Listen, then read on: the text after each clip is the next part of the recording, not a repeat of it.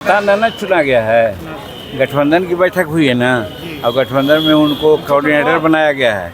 इसके पहले जो एनडीए की बैठक हुई थी पार्लियामेंट चुनाव के पहले, उस समय भी किसी को बनाया गया था कोऑर्डिनेटर, और कोऑर्डिनेशन में उसको प्रधानमंत्री का चेहरा न बनाया गया था।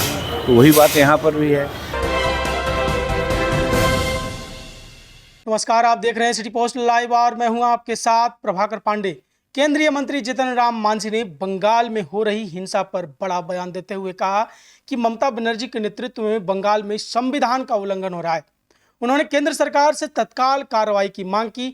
मांझी का कहना था कि केंद्र को इस मामले में हस्तक्षेप करना चाहिए, क्योंकि यह बिल्कुल गलत है और संविधान की खुलेआम अवहेलना हो रही है।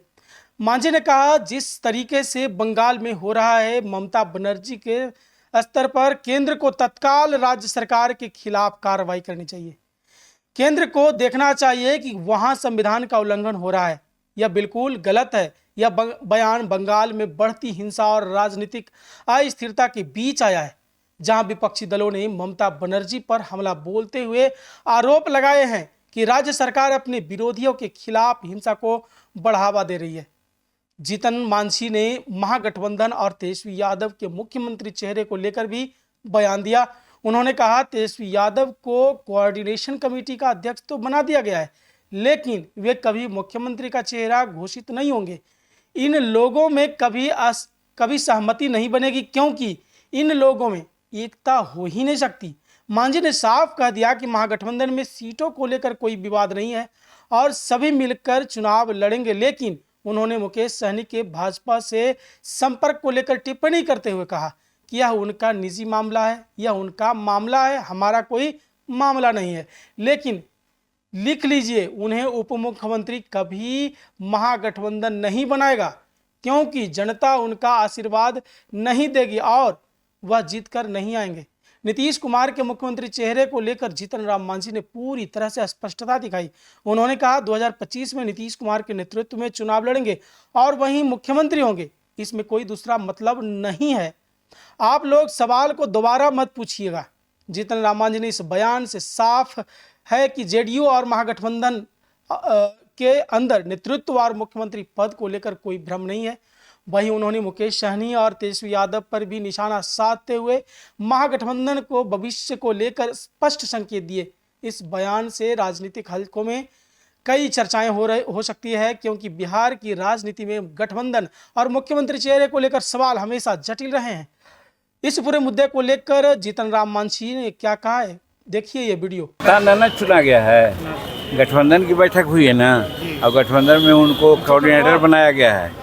इसके पहले जो एनडीए की बैठक हुई थी पार्लियामेंट चुनाव के पहले, उस समय भी किसी को बनाया गया था कोऑर्डिनेटर, और कोऑर्डिनेशन में उसको प्रधानमंत्री का चेहरा न बनाया गया था।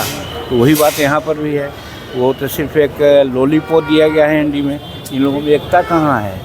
सब लोग चाह रहे हैं कि हम चीफ मिनिस्टर का चेहरा होवे, हम प्राइम मिनिस्टर का चेहरा होवे। लड़ाई यहाँ है, वेस्टेड इंटरेस्ट है।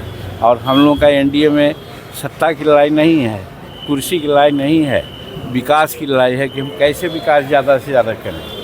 पश्चिम बंगाल में जो हो रहा है, पश्चिम बंगाल में कांग्रेस के प्रभारी, एक बोलिए ना। कांग्रेस के प्रभारी जो है बिहार के, कल उनसे लाख पूछते रह गए कि तेजस्वी जी क्या मुख्यमंत्री के चेहरा होंगे, लेकिन उन्होंने साफ करने से इनकार कर दिया। पहली बुझा हुआ ही नहीं है, तो उससे सहमति बनी ही नहीं है, कैसे बनेंगे लोग?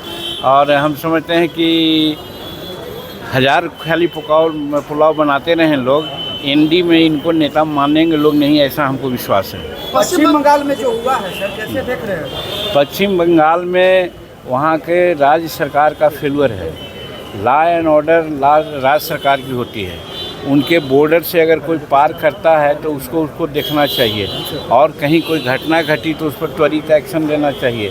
वो न करके जो वहाँ गड़बड़ कर रहे हैं, मिसक्रिएंट हैं, उन्हीं के वहाँ का जो ममता बनर्जी जी हैं उनका साथ दे रहे हैं। तो वैसी परिस्थिति में ये भारतीय संविधान के संघात्मक मूल पर एक तरह से सवाल उठ गया है। और वैसी परिस्थिति में केंद्र सरकार की पैनी नज़र पड़नी चाहिए कि कोई राज्य किसी भी प्रकार से भारत का जो कानून बनता है उसके खिलाफ कैसे जा सकता है। अगर जाएगा तो उस पर कार्रवाई होगी, ऐसा मैं समझता हूँ कि केंद्र को डिसीजन लेना चाहिए। और जो कुछ वहाँ हो रहा है सब ममता बनर्जी के सर पर हो रहा है। एनडीए ने संतुष्टि का ऐसे में हिंदुस्तानी आवाम मोर्चा यानी कि आपकी पार्टी कितनी सीटों पर तैयारी कर रही है सर? हम लोग महाती एनडीए के लोग पूरी सीट पर लड़ेंगे, मुस्तैदी के साथ लड़ेंगे।